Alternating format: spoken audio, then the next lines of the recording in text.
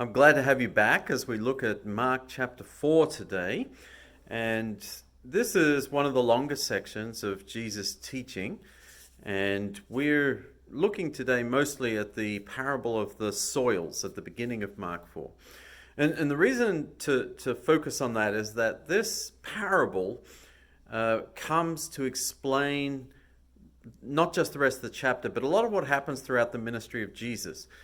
That Jesus, as he traveled around, he sowed the seed of the Word of God. He was the Word of God. The Gospel of John defines him that way.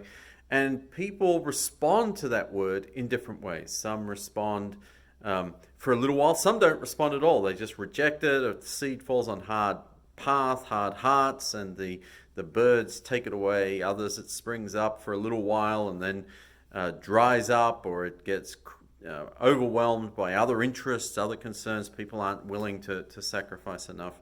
And then for some, they do follow Jesus. They do accept what he has to say and commit their lives to him.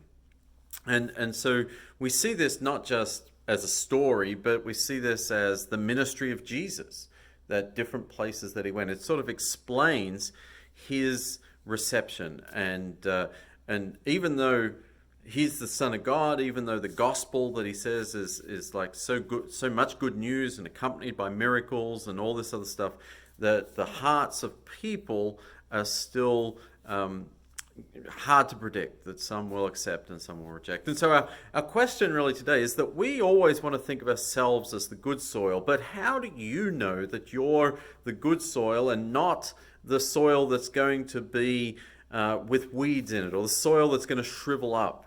Was there a time in your life when you were the hard soil? What kind of soil are you at the moment? Have a blessed day.